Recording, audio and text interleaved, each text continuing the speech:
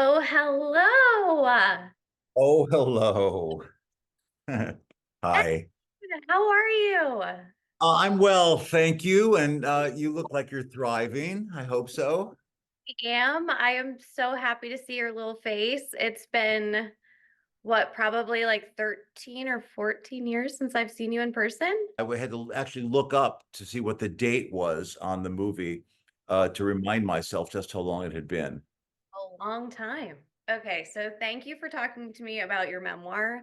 I got to be honest, I loved it so much. You did. I did. I But really you're not objective. No, I am objective.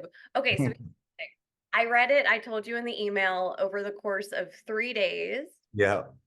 2 nights I woke up in the middle of the night, felt like my time would be better spent reading than sleeping, and anyone Mm-hmm. who knows how much I love my sleep knows that that is a very big deal. Um, Uh-huh. but I feel like it was Jamie Lee Curtis who said that she inhaled it, I think was the word that she said. Yeah. And I honestly couldn't think of a better word that, I don't know, sums up the action of how I read that book. And Well, every that's good. Well, I mean, listen, this is my rookie venture into this other world in my dotage, and so I don't entirely know what to expect.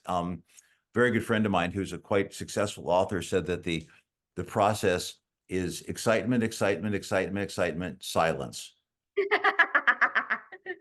So while you're waiting for the reviews to come in, or well, yeah, but then it's not like a movie where you could sit in the audience and you could see if they're laughing, you can see if they're crying, you get a sense of it. It sort of goes out into the great unknown, and this world is so different about books where essentially so few people buy them or read them. I mean, it is in fact a vanishing, um, and yet so many more people are writing them and writing good ones. It's a very odd cultural moment, I think. So I'm certainly doing everything I can, because yeah, I really, it was a year of my life to try to do this thing, and it was psychologically a confrontive exercise and very personal and as I wrote it and then wrote it again and wrote it again, the best advice that I got from two friends of mine, very accomplished writers who were like my first readers. They said, "Look, we like this. You're on to something and it's good, but we have to give you a piece of direction that you would have given to other actors, which is to say, we need more of you in yeah. it." Oh, And that's what drove me to go a little bit deeper. But the deeper you go, writing in the first person, the more vulnerable you feel. yeah. I'm accustomed to writing for very pretty people, wearing nice clothes, lit very well, who are not me. Mhm. And in That's this case, you know, well, that's what I was gonna ask you. Were some chapters easier to write mhm. than others or harder? Because obviously there's certain moments of your life, I would imagine, that were difficult, that were hard to revisit. Yeah, yeah. In fact, and a chapter that might have been easy once was harder when I, went back to it and said, okay, let's see really how much of the veil you can drop and what else. Well, a lot of times, in this is almost like psychoanalysis, but a lot of times what you say in order to not say the thing that you really are feeling, and you create these screens. And in some sense, I think a lot of memoir is designed to avoid some of the deeper strains of memoir. I mean, I remember when I read Kazan's memoir, which I thought was an amazing book, except I felt that he was so honest and brutally self-abnegating about himself. But I think he did that so as to then not somehow to have you believe that when he started talking about the testimony and HUAC and all that therefore he would be given a pass Yeah. because he'd been so revealing. Yeah, that's interesting. One of my favorite chapters where I really feel like I see you through the whole thing, but that it made me laugh actually was the chapter when you were talking about being an actor for the one and Ah, ah, but it was like I felt your anxiety through mhm. those pages, and at one Yeah. point talk about, I don't know, the hamsters that were inhabiting or taking residence in your stomach, and it cracked me up, but I felt like your anxiety and just, that very human, vulnerable moment where you're like, "What the fuck am I doing? Like, this is crazy." Yeah. And by the way, it was an interesting writing exercise, which is to say, how do I write anxiety? Yeah. Yeah. Um, and part of it was actually just trying to write inner dialogue, which is Exactly. to say this is what was happening. And what I most remember is not just how to write, but what it felt like. I remember when I had Marshall come talk to me, and what he's saying words, and all you hear is you know, and you just are incapable of hearing. And it was a great exercise for me, frankly, having done that already, having presumed for years before that to know exactly what an actor was experiencing, but to actually experience it. I mean, I acted in plays before and I'd done stuff. I had some sense, but not that Yeah. that very particular sense of that monolithic group of people and what that lens looks like and feels like and its power and stuff. It was very intense. Yeah, it was funny too because you were like, "I wrote these lines and I can't remember my lines." And it was just really funny because that happens sometimes, the stage fright of it, the fear of not, Yeah. you know, Yeah. which is actually something I wanted to talk to you about because I think something that I was so blown away by is your constant like resolve and belief in yourself is so wildly inspiring, even in Really. of your career, Ed, when you're talking about going in with Marshall and pitching 30 something, Yes. you don't have a script, you have an idea, this idea gets greenlit, then you write the script, you submit the script to the studio calls you and goes, I don't know, this is like a little depressing. Can we lighten it up a bit? And your one word was, nope. And I was like, oh my God, this I bet we were so young. We were so full of ourselves. We didn't know any better. I mean, there was something sophomoric about it. We weren't that far out of, college. There was an arrogance and a presumptuousness that I'm not sure I would still have because I know better and how rare that is. I think that, um, on the other hand, it did bespeak a kind of commitment that then became a mantra yeah, down the road. And frankly, because we were able to take the high moral ground, the high ground that having gotten it and succeeded by it, that gave us something. And we were able to trade on that for some period of time. Um, but the truth is, I've spoken to streaming services now about things, and the world is different. yeah, It's the we want all of the character arcs, and we want a sizzle reel, and we want some kind of a world building description. I mean, it's not trust, it's more pre-sale, or trying to protect themselves from any possibility of improvisation or change or invention. yeah, And that was our watchword, which is to say, let's try to open ourselves to the improvisation of life and creativity. And without it, we would not have written what we did. It wouldn't have been what it was, because we were open to ourselves. We were open to the people who joined us. We were open to the actors and what they brought, and this was a remarkable group of people, all of whom were deeply creative in their own right. And it was an ensemble, truly, by which I mean everyone from the ensemble is creating.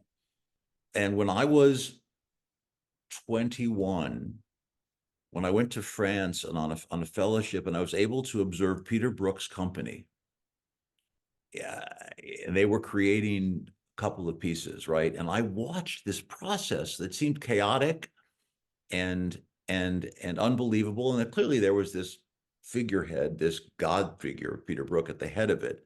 But the contributions of everyone and his openness to those contributions was so beautiful that it did inform something for me. And we were determined to somehow to base it on that.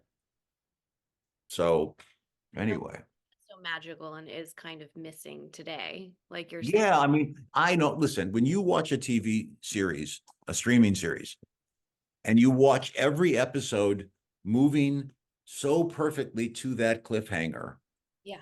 you know what the rhythm is going to be, and Hmm. you're looking for it.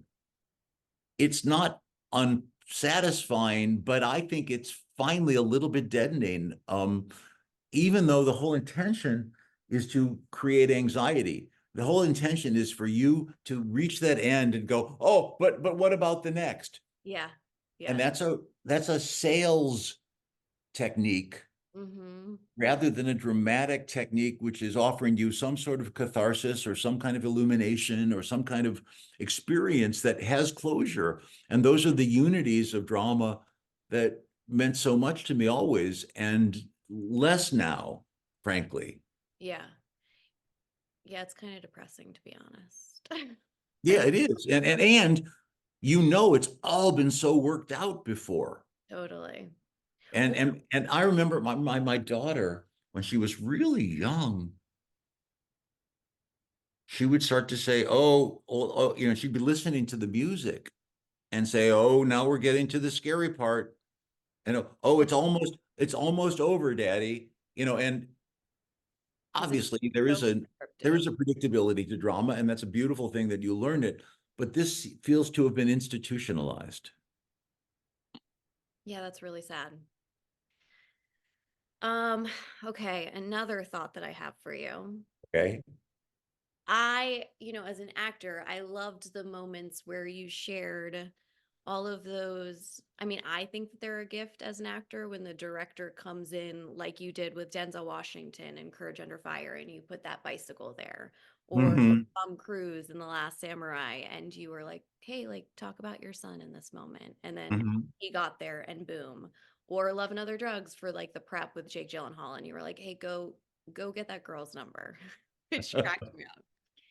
But I think that those create such magic in a film. So are those like, do you have to look at the actor and see if they're going to be receptive to that? Is that spontaneous in the moment that just comes to you? Yeah, I think it's spontaneous. I think that's a really good question, Kate, because what you're describing, what you're asking is it a real relationship Hmm. or is it a manipulation? Yes, And actually, yes. that's what you're asking. Yeah. And I think those times that I have tried to plan something, they've not necessarily gone as well as those times that I've allowed myself to be present in the moment the way I'd like an actor to be present. Yeah. And that I've and by the way, it has doesn't always work. I didn't write about the ones I'm sure that just fell flat and had no whatsoever. There's another moment which I didn't write about with Courage Under Fire with Matt Damon. Oh, what? And there's a moment at the very end when he's having that conversation with Denzel, Yeah. uh, when he's admitting what happened after, you know, at the very end, and that leads us into the reveal of what happened. Uh, and you know, he'd gone through this physical thing where he lost a lot of weight and he was, you know, he was not in great shape physically. I mean, mentally he was spectacular as he always was, but there was a moment when it wasn't happening and I needed it to happen. I just needed him to break in some way. And Denzel was doing the same with him. And at a certain point, I said, I was off camera and I we'd done a few takes, and I just kept the camera rolling, and I tapped Denzel on the shoulder, and I said, just, move out of the way. And I sort of stepped in there, and I went at Matt, um, personally, about himself, and just about things that, we talked about, and it was never going to be in the film, but it was rolling, and Yeah. it was. Why did I do that?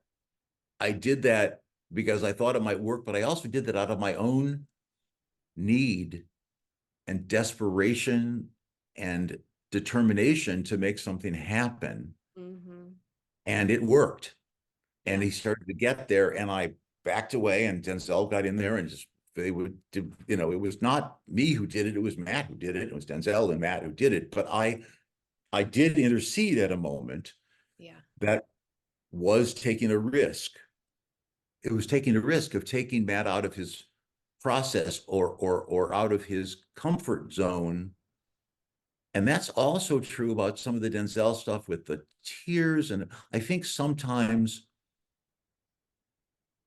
it's to break an actor's rhythm, or Yeah. to somehow wrong foot them so that they're into a new Well, they're more experience. present. Yeah, they're Yeah, and more then present. and they're being present, and then something happens. Yeah. So my answer to you is, yeah, I think it is about allowing some thing to happen, and Yeah. happen for the first time, the same way you want the actor's performance to be that way. Now, by the way, there are stories in which that doesn't work. I mean, there are stories about David O. Russell, who's a fantastic director and whose work is wonderful. Yeah. When he got into it with Lily Oh my Tomlin, God. Yeah. and he's yelling at her, and she's yelling That was, back, and it's all yeah. kind of shit, but but That didn't go as planned. Yeah. it didn't go as planned. And I know this time that he had a fucking fist fight with George Clooney on the set of Three Kings. But that's a great movie. Yes. Yes. Clooney is great in the movie. Yeah. And, so, Yeah. Yeah. Yeah. Yeah. Different ways to get there, I suppose. yeah. So, okay. I think one of the most talked about chapters. Well, I'm curious. What do you think is going to be one of the most talked I know where you're going. It's where everybody's going to go. about? They're going to ask me about Matthew Broderick. Oh, I wasn't even going to say that one. Oh, okay, good, Wait, good. what were you going to tell me about that? Nothing. I was afraid that people are going to, like, somehow want to talk about his mother or something. I don't know. Anyway, That was a real hoot though. That cracked me up. what's the chapter? I thought it was going to be about Shakespeare in Love. Yeah, sure. And I say that just because there's so much in that chapter. It's like you start off with this script, this like baby project of yours. You go to London, get Tom Stoppard to write it. Like there's all this excitement. You get the money from the studio.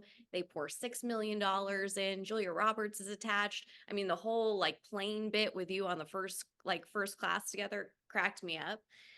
But then, it all fell apart. You like Mhm. watched like the Globe Theater, like the replica of it being torn down. It's done. And then as if that chapter couldn't get worse enough, like we know where it's going, and then Harvey Weinstein steals it. And it just I don't know, like it made me so enraged reading that on your behalf that I can Mhm. only imagine how you felt. But I Yeah, well, I mean, look, yeah. I obviously I'm thinking retrospectively and talking retrospectively about something a very long time ago, and rage is one of those interesting things. I'm certainly capable of rage, but I'm not very much into regret.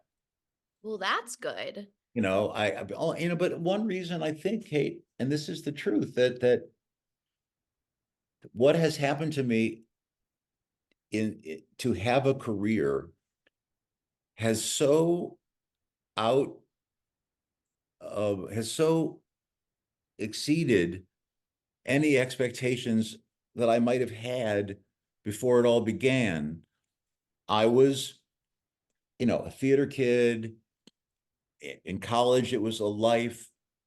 And I thought that I was going to end up going to like the ERTA auditions, and to try to find a job as a a apprentice director at a regional theater company, and that was going to be a life, and I was going to somehow end up in upstate Vermont doing Shakespeare and Feydeau and in a new play every now and then and get tenured and live happily. There wasn't a plan.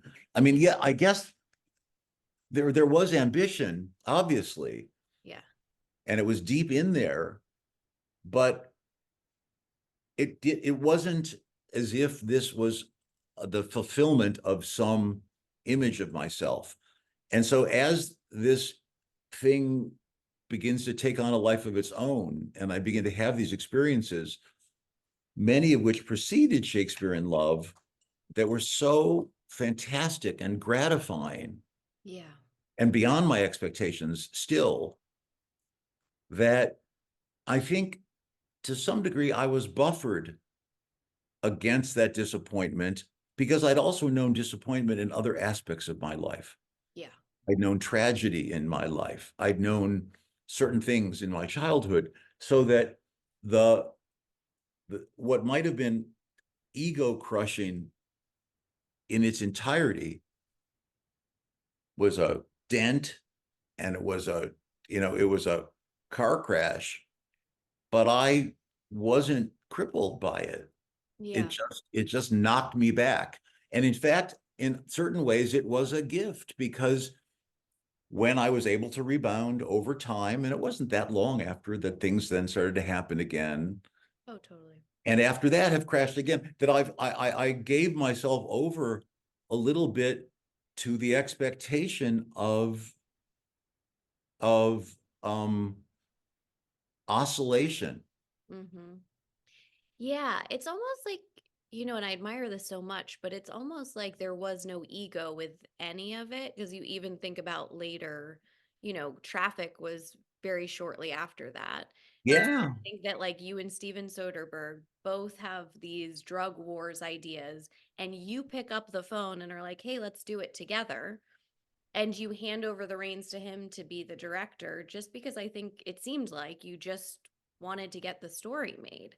Yeah, Like but I mean, yeah. yeah, I mean, look, I mean, I am, believe me, I am not without ego. Fuck, you can't do what I do and Well, okay, you not have to have a have that. little, but yeah. Yeah, but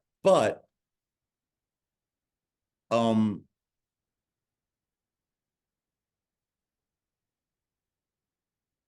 there is so much to go around. I mean, there is so much pleasure and fulfillment to be taken. And I do remind myself, the funny thing is I'm going on this book tour, right? For the book. Yeah. And one of the places I'm going is to Chicago, where I was born and where I first started doing theater. Hmm. And a friend of mine who was in the theater with me in high school is going to give me a book party. And she's had this wonderful life, and she's quite successful in her own right. And uh, I'm sure that there'll be some people there who were part of that life for Yeah. me. And I know, and there have been many times that I've reminded myself that when I did that and loved so much about that, worked all night doing tech rehearsals, and this was your life too, and that Yeah. and ate crummy food, and yet had passionate arguments, and Yeah. secret rendezvous with a girl up in the balcony, and I mean all of the things that you do, that I did that for free. Hmm. I did that out of love. Yeah. And I think there's some degree to which the more I have ever been able to hold on to that kind of simple or joyous experience, or replicate it, and a lot of times the money and the pressure and the ego and all those things get in the way of that experience. Yeah. But the simple exaltation of and privilege of doing what we do and getting paid for it, Oh my God. I You know. know, and so what I would say then is that the thing that makes me crazy the most is ingratitude. Yeah.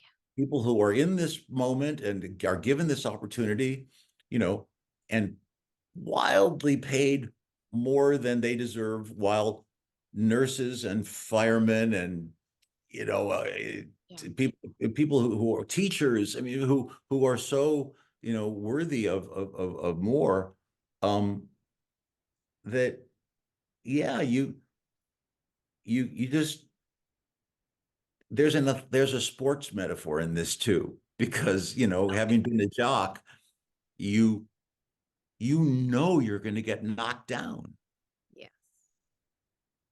It's not about if you're going to get knocked down, it's when you get knocked down. And then what do you do? Yeah. You know, so No, I love that. And it's like remembering the love of it. Like that is why we do it. And that's why I loved that quote or that example that you gave from Tom Cruise, who he like has that childlike enthusiasm and gets really giddy and is like, you know what we get to do today? We get to make a movie. And I was like, oh, like that is the joy. And it's really nice to see somebody at the level that he's working and making all that money and doing all of that. But that's the joy. Like, I because think I that is think that's I think that's his superpower. 100%. I do. I mean, you know, you can attribute it to, you know, whatever vitamins and whatever, you know, the mysteries of Scientology or whatever his childhood was, and any of these things. But I actually think it is that remarkable, un undimmable uh, Joy. joy Yeah. that, and by the way, everyone who works with him talks about it. It's not just me. It Yeah. is, it's, and he wasn't just doing that for me. It wasn't a performance. It's what he runs on. Yeah. No, I love that so much. The one thing, actually, the one thing that one way we actually, I think, first hit it off in some ways, he had been a wrestler in high school, and Oh, I did that too for a while. yeah. And it's a very particular mindset, if you know anybody who's done that, where you put on the plastic suit and you run stadiums to drop the weight and you puke and you just get the shit kicked out of you, and it's smelly in the gym and it's weightlifting, whatever. But there's a certain mindset about people that get that discipline and that dogged, cussed determination, Yeah. that we recognized in each other. Yeah. Okay, so when I was reading your memoir, like I had heard little rumblings of like you being diagnosed, right, with Yeah, non-Hodgkin's yeah. lymphoma and like that, but I never really knew until I read that chapter. And I gotta be honest, I left thinking like 2008, what a terrible year for you. Like you're the closest person to you as a mentor, Sydney Pollack, dies in May. And that Right. chapter, like that moment where, you know, he doesn't like sympathies or whatever. And he Mhm. said, right as you were leaving, enjoy it, kid, made me like cry. And then November you got diagnosed. And then December, Nina Foch, who was also somebody that you admired so much, she passed away that year. Wow. I hadn't, I mean, you know, you must have looked up the dates. I double checked. Yeah, before I said it, Wow. I was like, I left reading. I was like, what a hell of a like, what a terrible Wow.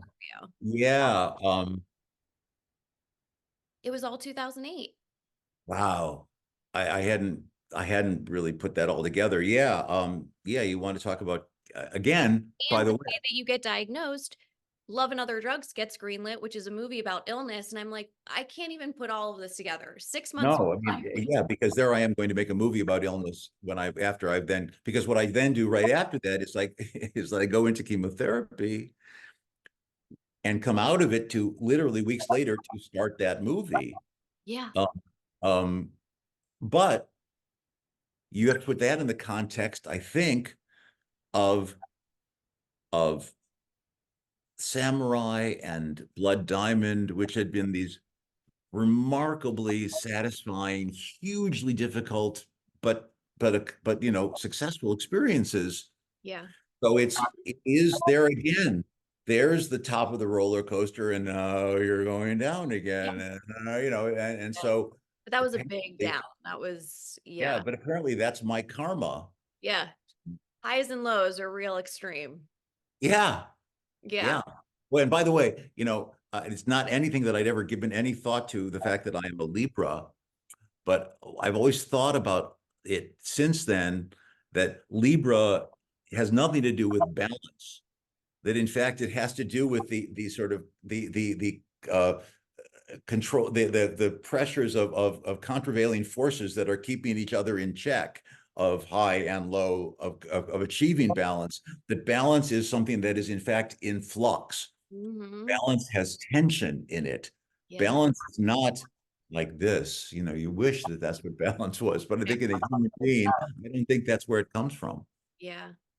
Well, actually, really fast, going back to those highs of like Blood Diamond and The Last Samurai, like those took you all over the world exploring such, yeah, you've done films about drug wars and like The Last Samurai and the Blood Diamond industry.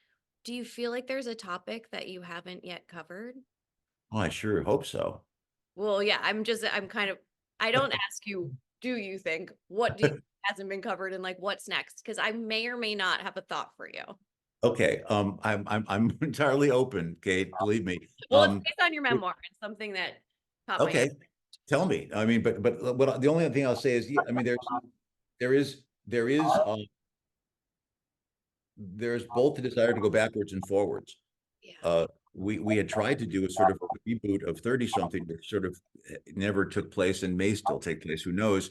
That was an opportunity to look back differently. Um, and it had to do with having kids and seeing them go through an experience that we had gone through and have a different perspective on it. And that was really interesting to me. And that's an older person's, perspective. Yeah. Um, but I also know that there's something that I would like to do that's very political, uh, that has to do with the polarity of this country and has to do with the chasm, and why that is, and try to examine a way to even present it or talk about it. So those are two things, but they're very vague. Well, But so no, tell me, what do you think? What am I supposed to do? Help me here. well, hold on, hold on. Before we get to that, I was going to say about the political divide and stuff. That makes me think of when you were doing The Siege and you said, I actually have the quote right here. It was like, movies about aliens and asteroids can offend anyone, but neither do they try to hold up the mirror to Right. unattractive aspects of our country. And the Yeah. truth sometimes hurts. There's a little ellipses because I cut some. And then, so I'm sorry I offended anyone, but I'm really not. And I'm like, that's going to be a film that will offend people, but like, you Yeah. have to. Like, Well, it's in fact, about the thank you for evoking that, because it is in that spirit that I am thinking of this other thing that we're doing, which somebody actually once said to me, that if you're not pissing somebody off, you're doing something wrong. yeah. Okay, that's really interesting. So that actually was another thing that I was thinking. When you're gonna do something like the siege or something about like this political divide, do you think of what theme you want first, or do you think this of the story that you will use, like that will be a thread through? I don't know if that makes sense, but like which I one? think I think they're inseparable. I think when you hear a story, at least the way my mind goes, I certainly I'm obviously interested in narrative and how interesting, engrossing a narrative is in plot, but I often, when I hear a story, I often say, well, what is that story about? Mm-hmm. And what is it about beyond just the events of the story? They somehow happen simultaneously with me. So that when I, you know, read about blood diamonds and I thought about somebody, but a black man and a white man together in this circumstance, obviously I thought about the adventure and the story of what that would be. But I wrote a little thing on my a little post-it, and I put it on my laptop when I was writing, and um and I said to myself, the child is the diamond. Wow. And nobody quite realized, and funny, that his name in the movie is Dia, and Yeah. Dia is diamond in Mende. Yeah. And so so that was a movie about what is value, and so therefore what is valuable is a diamond, but why is it valuable when in fact it's not? What is a child, and what is the raising of a child, and how are they susceptible? There's more, which is love of country. Yeah. And that both of these men are in fact of this place, and what is that? um and there's even another one, which is this journalist who wants a story, Yeah. and she wants this thing, so Yeah. everybody's wanting something. And that as a concatenation of something that becomes theme. Yeah. And I wouldn't say I thought of it right away, but I must have intuited that there was something in that um paradigm, in that the construct of these people that was available. Yeah. I love that. I also loved in that chapter when maybe it wasn't that chapter, but when you are talking about these big meanings, it's like something about your films, you hope that it almost reaches a different constituency of people than might like know about it otherwise. So Mhm. by creating something like Blood Diamond, and I think you call it like flirty language or like Hollywood flirty language or something, it's like you draw people to the movie because there might be a little action, right? But then you are serving them this really important story that you're not hammering home, but that it's all there, like you just said. So if you Yeah, think, and some people get upset. I mean, look, serious political people sometimes look at these things and say, well, you're reducing issues to oversimplistic explanations, or you're playing with serious themes, and in fact for the sake of entertainment. To which I would say that's how we learn everything. We learn everything narratively. I mean, yes, there are the experts, and those of us who read deeply in terms of the nuance of issues, but that's not how things happen. I don't believe. I believe that you're in a pop culture that where people are. I just looked at something on. I was on Audible. I was trying to find a book to read next. I was going to get on a plane, and they have these things now, which are 5-minute biographies that you can buy, or they're and like, okay, like, if I want a 5-minute biography of Chekhov, like, or Ben Franklin, and things are so condensed, and happening so fast, and therefore that's what narrative has become. These condensed narratives, that's just the same version, but even cut down more into more simplistic terms. yeah. Well, and I would just argue with a film, you only have an hour and a half or 2 hours. Like you can't possibly give the Unless you're Marty Scorsese. there you go, or that. But Yeah, what you can hope to do is tell a good story that inspires people to want to learn more about it yeah, afterwards. that's right. Yeah, Um, oh, okay, so the idea I was going to tell yeah. you Go ahead. I'm ready. at the very beginning of your chapter on defiance, you talk about your paternal grandfather and how he Yeah, had 5 brothers in Chicago, 1920s Jewish yeah. men who were bookies for Al Capone. And I was like, why has this not been a script yet? And Huh. that's it. That needs Well, something that- because that that's that's like that's funny. It's hard to say. I guess I guess I don't know a lot about them.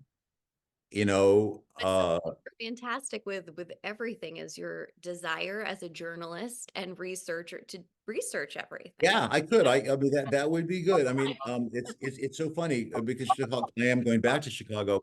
There's another story in the book, Hmm. which also seems to me possibly to be a movie. And I don't know if it struck you as that way. There's a story of the man who was my advisor in my homeroom in high school, Yes, who was the only black teacher in a white school, and finds this young white kid who he sort of challenges in this quite aggressive, tough love way. Uh, totally. and it has a lovely resolution, at the end. Um, and that to me, actually, I thought, okay, that because it was those moments in the culture. It was literally 1966 to 1970, where literally everything is happening, and yet you're in this sort of pleasant universe, um, and you're out of it and in it, and yet he's living a different life, and I don't know, that felt to me like it had the stuff of narrative too. I agree. And another role for Denzel, your favorite collaboration Oh team. my God. You'd be fantastic Oh my as the God. teacher. All right, I just, when this wins Academy Awards, no, I'm serious. I think it's Oh brilliant. my God. Because by the way, it's harder to find roles for him right now. That's really interesting. Call him up right after this, okay? Okay. All right, Kate. Well, you'll be there if I do it. Trust me. You let me know. All right. All right. I'll do Uh, more than well, I don't want to take any of your more of your time, but I just have to say I loved it so much and just chatting with you.